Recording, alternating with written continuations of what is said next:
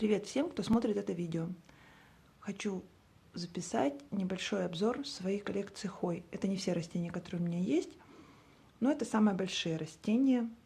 Возраст у них около 1,5 лет или чуть меньше. Выращены были мной из маленького черенка. Вот скорость роста у всех, конечно, разная, но я считаю хорошие результаты. Теперь подробнее о каждой из них. Значит, хоя валлиниана или УТ-152. Ну, по крайней мере, я так покупала ее. Должна быть мелколистная. У меня лист не маленький. Ну, там были первые листики маленькие, а потом вот они есть у меня побольше. Немножко есть такие деформированные чуть-чуть, с таким сплэшем. И на солнце она немножко краснеет. Вот видно. Цветунья уже цвела. И еще я вижу уже такие цветоносики. Так что будем ждать повторно уже обильного цветения. Вот такая вот она валлиниана. Поливаю после просушки грунта. В принципе, никаких сложностей в выращивании. Растет себе, растет. Любит плестись везде, но мне не мешает. Еще одна мелколистная хоя, которая у меня оказалась не совсем мелколистной, это хоя Ир-26. Первые листочки у нее вот можно видеть маленькие, но у меня они вот такие вот уже крупненькие. Вот такой красивый у нее сплэш. И на солнышке она также краснеет, покрывается таким загаром. Вот так вот она меня вымахала за чуть больше года время. Также свисает. Уход такой же, полив после просушки. Ну, изредка удобряю, не часто удобряю. Обычным комплексным удобрением. Следующая хоя, которая тоже лошадка, быстро выросла, и мне очень нравится, это хоя Побикаликс Splash. Также покупала маленьким черенком. Вот, листья у нее очень красивые, огромные такие, мне они так нравятся. Глянцевые, со сплэшем. Правда, не все одинаково сплэшные. Не знаю, с чем это связано. Есть вот такие. Следующая листва вот такая. А есть вот практически без сплэша.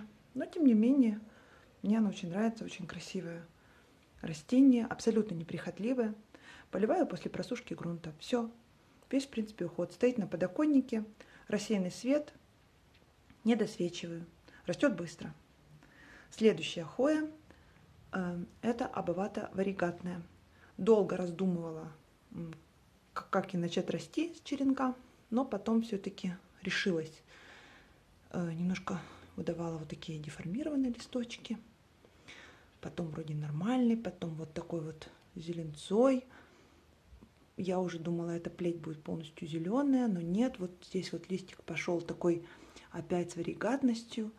Ну, такая непредсказуемая, но мне нравится. Вот такая вот она. Такие листики у нее очень плотные. Поливаю после просушки грунта. Растет на вот такой вот опоре. В принципе, нормально все.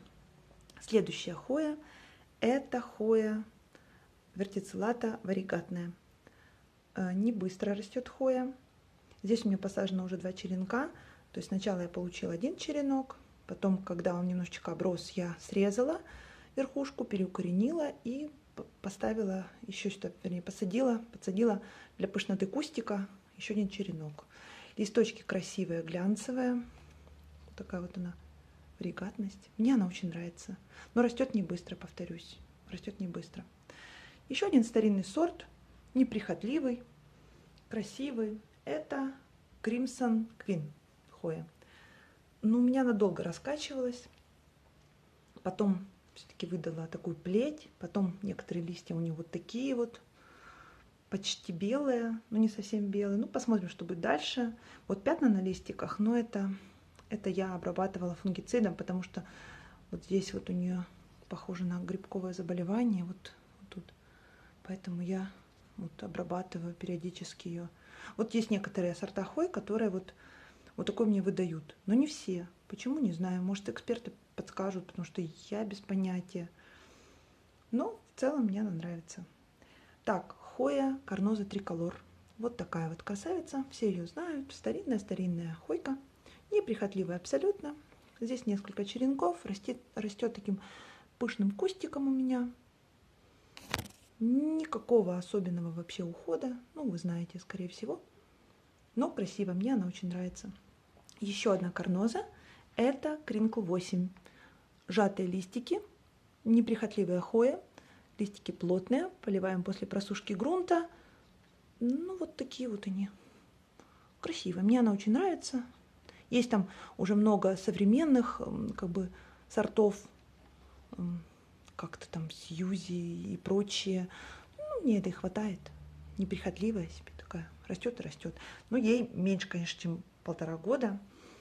Да, я ее покупала из магазина страшненьким черенком, еле спасла. Да, и еще один страшненький черенок из магазина, который превратился в такую красивую растюшку. Это компакта, карноза компакта. Она тоже была на грани, но все-таки укоренилась. Ей меньше года. Я считаю, это хороший рост для нее. Все-таки это компакта, у нее уже сжатые листики. Хойка очень красивая. Варигатная, конечно, еще красивее, но и это хорошая. Так, еще по неприхотливым абсолютно хойкам. Это вот хоя обскура. Вообще она называется обскура Red Leaves. У нее на солнышке листва покрывается красивым загаром. Вот зимой у меня как раз и есть такой загар. А летом сюда прямые солнечные лучи на окно, где они стоят, не попадают. Поэтому она опять позеленела. Как только появится солнышко, она будет очень красивая. Вот здесь вот остатки остались. Вообще хойка абсолютно неприхотливая, растет быстро, все у нее хорошо, все ей нравится. Вот эта хойка, это прям моя любимица. Вернее, не всем любимая, но это прям вообще, потому что я ее сначала чуть не загубила, а потом все-таки переукоренив спасла. Это хоя балаенсис. Очень мне она нравится. Вот такая листва у нее прям, вообще мне очень она нравится. Она так быстренько пошла в рост после переукоренения. Здесь несколько черенков я посадила. Еще одна хойка, о которой я ничего не сказала, это хоя кентиниана варигатная или там зайчи ушки. Хоя не быстро растущая, но достаточно неприхотливая. Растет у меня без дополнительного освещения на рассеянном свету. Когда попадают прямые солнечные лучи на нее, у нее вот этот вот кантик становится красным, прям листья краснеют. Но сейчас я немножко отодвинула ее, потому что подсадила еще один к ней череночек, вот, чтобы она не стояла на прямом солнечном свету. И краснота вот эта прошла. Но опять же, как только появится, поставлю на прямые солнечные лучи, будет вот прям красным-красным все. Хойка красивая. Была бы побольше, конечно, за такое время, за более чем год. Но я ее резала, потому что боялась, что я потеряю, поэтому делала дублики, укореняла черенки. Так, еще одна хоя, которую пришлось переукоренять, это хоя каудата. Их много, я не знаю, какая именно, но вот такая вот у меня каудата. Росла, потом почему-то листики стали тоненькие, такие вот, прям как высохшие. Я попыталась там разобраться с корнями, а корней там уже и не было. Поэтому все в тепличку на переукоренение. Переукоренилось хорошо. Оказалось много черенков. Вот те, которые посадила вместе, вот они вот так вот растут. Вот такая вот хоя. И еще одна хоя. Это родственница хои мадам Вибержи. Я покупала ее как хоя ESP 301. Такая вот она, сначала не могла я с ней найти общий язык, а потом, когда я нашла общий язык, вот такое она мне нарастила.